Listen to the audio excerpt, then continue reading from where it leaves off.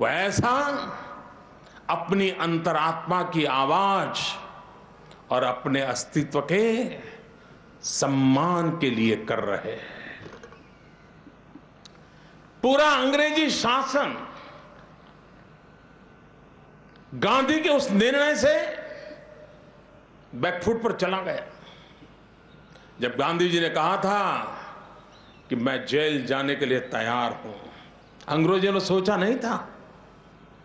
जनता देख रही थी कि दक्षिण अफ्रीका से लौटा एक बैरिस्टर यहां चंपारण में आकर किस तरह जेल जाने के लिए तैयार हो गया।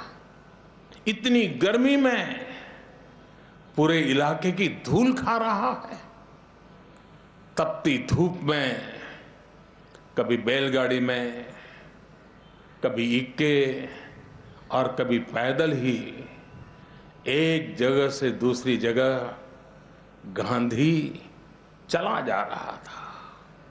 आप ध्यान दीजिए, गांधी जी इस वक्त लोगों के थॉट प्रोसेस को जगा रहे थे। नील की खेती करने वाले किसानों से उनके बयान लिए जा रहे थे, जांच की जा रही थी। लेकिन इस प्रक्रिया में गांधी जी खुद को लोगों से जोड़ करके, खुद को खपा करके, खुद का उदाहरण प्रस्तुत करके जन जन का उसकी शक्ति को आपस में जोड़ रहे थे। गांधी जी कहते थे, मेरा जीवन ही मेरा दर्शन है। और यही हमने चंपारण में देखा।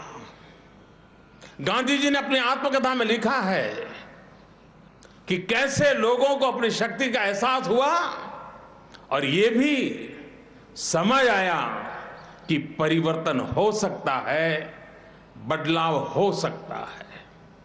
उन्होंने लिखा है, 100 साल से चले आने वाले 3 कठिया कानून के रद्द होने ही नील की खेती करवाने वाले अंग्रेजों का राज अस्त हुआ। जनता का जो समुदाय बराबर दबा ही रहता था, उसे अपनी शक्ति का कुछ और भान हुआ और लोगों का यह वहम दूर हुआ कि नील का दाग धोने पर भी धुल नहीं सकता। यानी कि ऐसी स्थिति जब लोग ये मानने के लगे कि कुछ हो ही नहीं सकता, कुछ परिवर्तन आ ही नहीं सकता, उसे गांधी जी ने लोगों का भ्रम कहा है। इस भ्रम को उन्होंने तोड़ा और लोगों को अपनी शक्ति का एहसास कराया। भाइयों और बहनों, गांधी जी मूल रूप से स्वच्छाग्रही थे। वो कहते थे, स्वच्छता आजादी से कहीं अधिक महत्वपूर्ण है। वे यह देखकर व्यथित हो जाते थे कि गांवों में लोग अज्ञानता और बेपरवाही के कारण गंदगी और अस्वच्छ स्थितियों में रहते हैं। 1917 में ही एक कार्यक्रम के दरमियान पूज्य बापू ने कहा था, जब तक हम अपने गांवों और शहरों की स्थितियों को नहीं बदलते, अपने आप को बुरी आदतों से मुक्त नहीं करते और बेहतर शौचालय नहीं बनाते, तब तक स्वराज का हमारे लिए कोई महत्व नहीं है। एक तरह से हम कहें तो देश में स्वच्छता आंदोलन का मूल स्थान भी चंपारण को माना जा सकता है। उन्होंने साफ सफाई और स्वच्छता को गांधीवादी जीवन शैली का एक अभिन्न हिस्सा बनाया। उनका सपना था सभी के लिए संपूर्ण स्वच्छता, दोस्तों, चंपारण से वहां जो कुछ भी मंथन हुआ, जो प्रयास हुए, उसमें से हमें पंचामृत मिला। जन सामान्य को जोड़ करके, मंथन करके, कार्य करके, संघर्ष करके इस पंचामृत से देश के स्वतंत्रता आंदोलन को नई धार मिली थी। अगर हम बारीकी से देखें तो पाएंगे कि इन चंपारण में गांधी जी ने जो कुछ किया, उससे 5 अलग अलग अमृत देश के समक्ष प्रस्तुत हुए। ये पंचामृत आज भी देश के लिए उतना ही महत्वपूर्ण है। पहला अमृत सत्याग्रह की ताकत से लोग परिचित हुए। दूसरा अमृत जनशक्ति की ताकत से लोग परिचित हुए। तीसरा अमृत स्वच्छता और शिक्षा को लेकर भारतीय जनमानस में नई जागृति आई। चौथा अमृत महिलाओं की स्थिति सुधारने का प्रयास हुआ।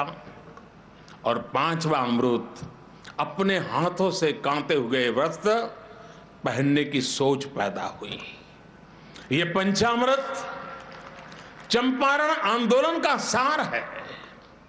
साथियों, जब मैं चंपारण की बात करता हूं तो मुझे बाल मोहन यानी बाल कृष्ण की याद आती है। मोहन से मोहन तक कैसी यात्रा चली है। एक सुदर्शन चक्रधारी मोहन, दूसरा चरखाधारी मोहन। हम सबको पता है कि जब माता यशोदा बहुत परेशान थी तो उनके बालक ने मिट्टी खा ली है। इसी चिंता में जब उन्होंने बाल मोहन से मुंह खोलने के लिए कहा तो उन्होंने माता यशोदा को पूरे ब्रह्मांड के दर्शन करा दिए थे। ऐसा करके बाल मोहन ने अपनी माता को चिंता से मुक्ति दिलाई। जब मैं चंपारण की बात करता हूं तो मुझे किशोर मोहन की भी याद आती है। वो चक्रधारी मोहन जब किशोर था, जिसे हम कृष्ण के रूप में जानते हैं, जो रासलीला करता था, बांसुरी बजाता था। किशोर मोहन ने जब घनघोर बारिश से गांव वालों की रक्षा के लिए गोवर्धन पर्वत उठाया तो बाकी वालों से भी कहा कि आप भी अपनी लाठी लेकर के खड़े हो जाइए, तब जाकर के गोवर्धन उठेगा। जब गोवर्धन पर्वत उठा तो हर एक को लग रहा था कि वो मेरी ताकत से उठा है, मेरी लाठी से उठा है। और ऐसा करके किशोर मोहन ने जन जन को खुद की ताकत और सामूहिक ताकत से परिचय कराया था। ठीक इसी तरह हमारे मोहन महात्मा गांधी ने लोगों को गुलामी की चिंता से मुक्त किया, उन्हें वो रास्ता दिखाया जिस पर चलकर आजादी मिल सकती थी। हमारे मोहन ने लोगों को जनशक्ति को जगाया और उन्हें सत्याग्रह से स्वच्छाग्रह की शक्ति से परिचित करवाया। जनशक्ति जागरण के इस अभियान में बापू ने महिलाओं को भी बराबर का सहभागी बनाया। चंपारण में ही महिलाओं की स्थिति देखकर वो ये सोचने पर मजबूर हुए कि क्यों ना लोग अपने ही हाथ से धागा बुने और खुद वस्त्र बनाएं।